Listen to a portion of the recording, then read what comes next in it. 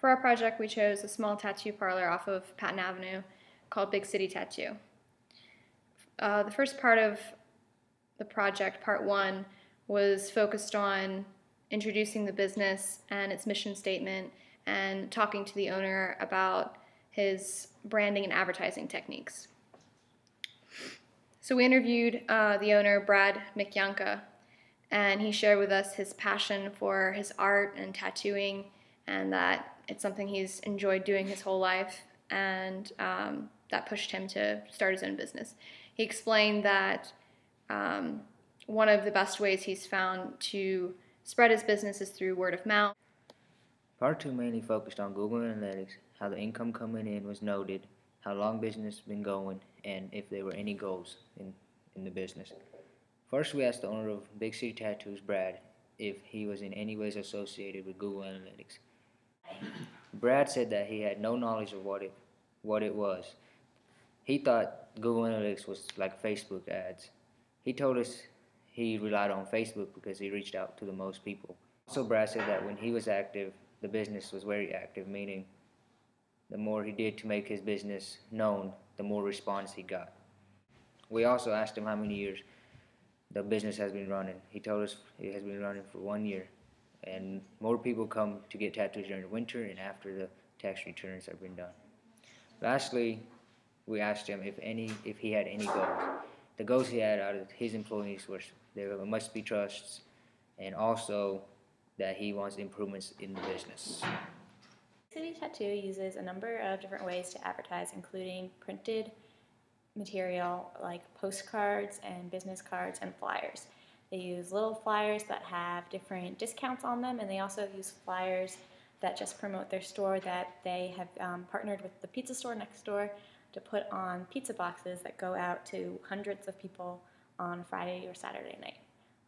They also have a Facebook where they do most of their advertising, and they use the Facebook to upload images of tattoos that are finished and different last minute deals that they have going on.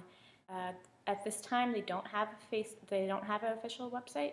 They own the domain for it, but he hasn't gotten around to really starting up the website for both time reasons and financial reasons. They've only been in business for a year, so right now they're really relying on free advertising like Facebook, and then putting in all of their money into printed material that goes out into the community.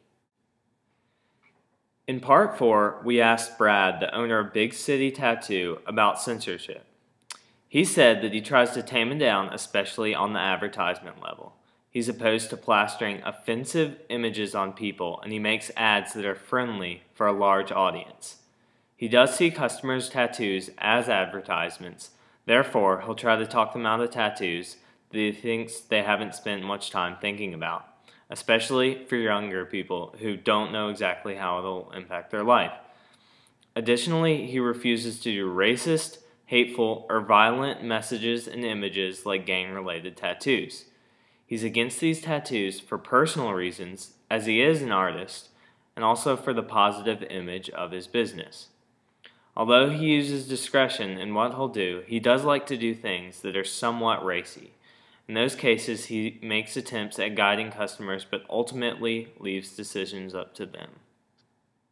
So part 5 discussed how price and creativity and discounts affected the results in the business.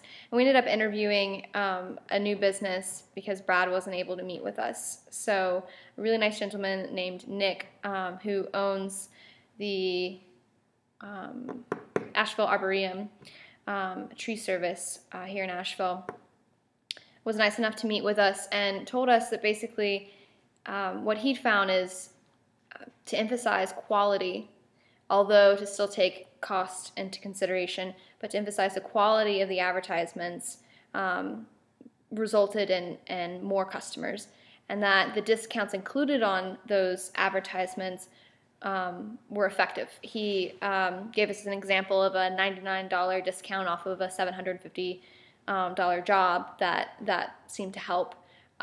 He shared with us his logo and a few of his examples of his advertisements.